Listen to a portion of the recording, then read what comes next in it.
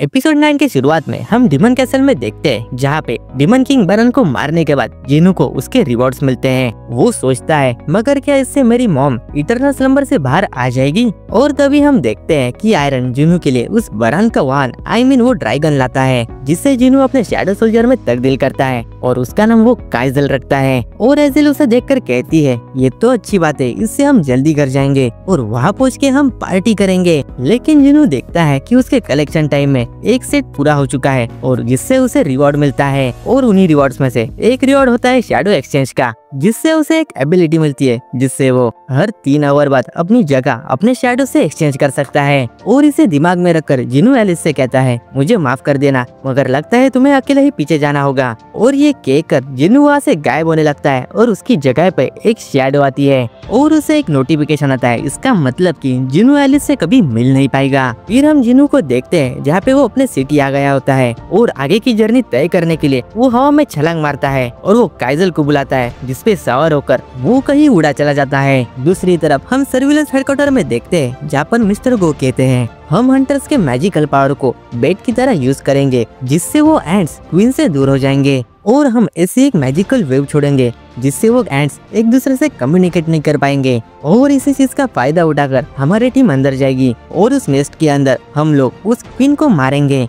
और इस प्लान में कोई गड़बड़ हुई तो हमारे पास प्लान बी भी है। उस प्लान के मुताबिक कुछ गड़बड़ हुई तो वे लोग उस आइलैंड को छोड़ के भाग जाएंगे। और मिस्टर गो चीफ वू से कहते हैं वैसे हंटर संघ से तुम्हारा कांटेक्ट हुआ। दूसरी तरफ हम योनो और उसके दोस्त बैंग्यू को देखते हैं, जहाँ पे बैंग्यू एक एस रैंक हीलर है, लेकिन उसने अब डंजन में जाना छोड़ दिया है। और योनो उसे रेड के लिए मनाने के लिए आया होता है, लेकिन बैंग्यू पिछली बार जो उनके साथ हुआ उसे ध्यान में रखकर वो रेड पे जाने के लिए मना करता है, क्योंकि वो अब एक नॉर्मल लाइफ जीना चाहता है। और यहाँ पे योनो को चढ़ गई होती है और वो कहता है कोई बात नहीं, इससे बहाने हमारी मुलाकात तो हुई, क्या पता ये हमारी आखिरी मुलाकात हो सकती है। फिर हम हॉस्पिटल में देखते हैं जहाँ पे जिनू अपने मॉम्स को मिलने आया होता है और वही वो अपने मॉम के जले निशान को देखता है और उसे अपने पास्ट की सारी यादें याद आने लगती है। फिर वो अपने हाथों में एलेक्सर ऑफ लाइफ को लेता है। वो सोचता है इसी मोमेंट के लिए उसने स्ट्रगल किया, मुझे इस पे भरोसा है। और वो एलेक्सर ऑफ लाइफ को अपनी मॉम को पिला देता है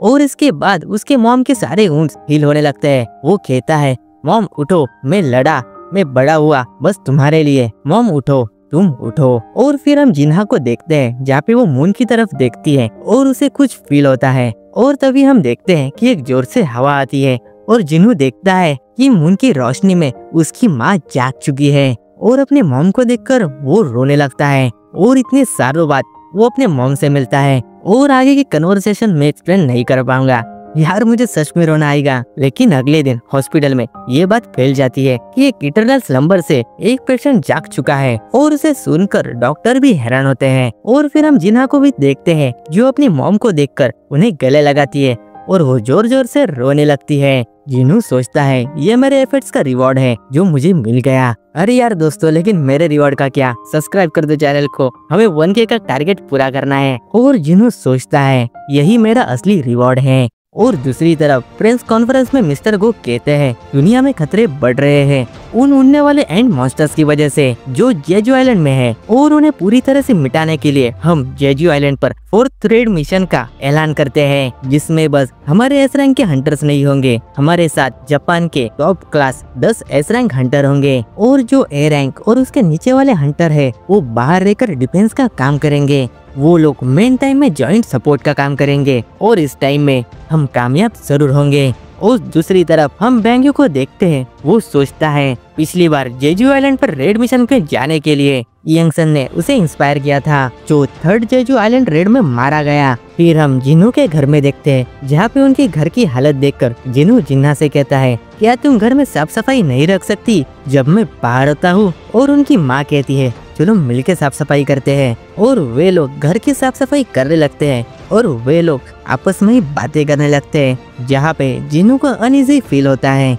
क्योंकि जिनू एक हंटर है और इस मुकाम पे पहुंचने के लिए उसने वो लाइन क्रॉस की है जिसके बारे में तो उसे खुद भी नहीं पता। और तभी उसकी माँ उनके डैड के बारे में उससे पूछने लगती है। वो कहती है मैंने न्यूज में सुना ये तुम एक हंटर बन चुके हो, तुम्हारे डैड भी एक फायर फाइटर थे। हंटर बनने से पहले मैंने उनसे शादी की क्योंकि वो काफी कूल दिखते थे लोगों को बचाते वक्त। हाँ यार, वो बंदा कूल तो है। और फिर हम सर्विलेंस हेडक्वार्टर में देखते हैं जहाँ पर मिस्टर गो मिस्टर वू से कहते हैं हमारे प्रेस कॉन्फ्रेंस के बाद अमेरिकन हंटर जो एक नेशनल लेवल हंटर है, उसका नाम है थॉमस एंड्रू, वो मिलने आया था। वो इस रेड मिशन के लिए इंटरेस्टेड था, मगर मैंने उसे टाइम दे दिया। लेकिन वो एक आर्मी की तरह ताकतवर है और इस रेड में वो इतना इंटरेस्ट क्यों ले रहा था? क्या वो डांगजो की वजह से हमें धमकाने तो नहीं आया है? हमें इसकी जांच करनी होगी। वैसे हंटर संघ से तुम्हारा कांटेक्ट हुआ? और इस पे वो कहते हैं हाँ, जस्ट ही उससे कांटेक्ट हुआ है और वो यही आ रहे हैं।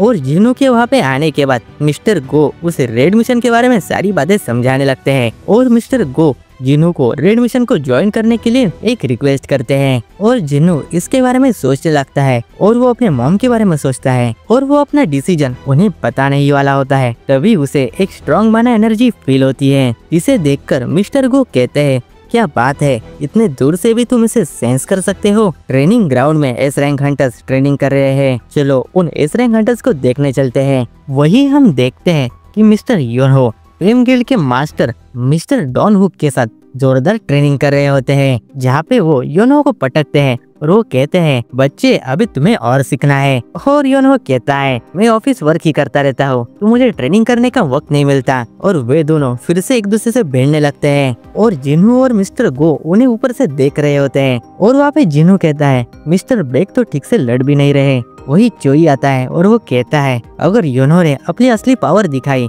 तो मिस्टर मा के लिए ये अच्छा नहीं होगा। और वही जिन्हू कहता है ये होल्ड बैक करने का क्या मतलब है? रेड मिशन में अपोनेंट हमें दया तो नहीं दिखाने वाले। और वही चोई कहता है योनहो की पावर लोगों के सामने दिखाना ठीक नहीं होगा, क्योंकि वो अपने फुल पावर में एक रियल मॉन्स्टर बन जाता है। और जिन्हू अपने मन में ही सोचता है तो रूमर सही है, चोई कहता है। और वे दो लोग वो नाइट गिल्ड से है। और तभी जापानीज हंटर वहाँ पे आते हैं गोटो ryuju के साथ, जहाँ पे गोटो जिन्हू के प्रेजेंस को फील करता है और चाहिन भी जिन्हू को देखने लगती है। वही गोटो ryuju की असिस्टेंट कहती है इनकी ट्रेनिंग देखकर ऐसा नहीं लगता कि ये इतने अच्छे फाइटर हैं। मैं इनसे डिसअपॉइंट हो गई, शायद मैं मिस्टर गोटो को ट्रेनिंग करते हुए देखते आ रही हूँ, तो इसीलिए ये मुझे इतने खास नहीं लग रहे हैं। क्या ये सच में एस रैंक भी है? और उसकी इस जापानीज लैंग्वेज को नाइट गिल्ड का मास्टर समझ जाता है और वो उनसे झगड़ने के लिए जाता है, जहाँ पे चाहिन और लिम वहाँ पे उन्हें ज्वाइन करते हैं। और इस झगड़े का हल निकालने के लिए मिस्टर गोटो कहते हैं कौन सबसे ज्यादा स्ट्रॉन्ग है, एक फ्रेंडली कॉम्बैट से ये डिसाइड करते हैं। और वही मिस्टर गो आते हैं और वो कहते हैं तो ऐसी बात है तो नॉन कॉम्बैट हंटर जैसे मेज और हीलर बाहर रहेंगे। और वही योनहो कहता है तो इस फ्रेंडली फाइट में बस कॉम्बैट टाइप हंटर ही हिस्सा लेंगे। जो हंटर अपोनेंट टीम के मेंबर की रिस्ट पकड़ेगा वो जीत जाएगा। ये मुकाबला 1v1 होगा और इस फ्रेंडली कॉम्बैट के लिए 4 हंटर्स चुने जाते हैं और वे चारों फाइट के लिए तैयार होते हैं। और इसी के साथ ये एपिसोड एंड होता है। तो दोस्तों ये एपिसोड तुम्हें अच्छा लगा हो तो इसे लाइक कर देना और सब्सक्राइब भी कर ही देना। पता है लेट हूँ, लेकिन क्या करें 31 मार्च नजदीक आ रहा है तो काम का प्रेशर काफी है। मगर तुम चैनल पे नए आए हो तो इसे सब्सक्राइब कर देना। और अब हम मिलेंगे नेक्स्ट वीडियो के साथ और तब तक के लिए Hello. Please follow us.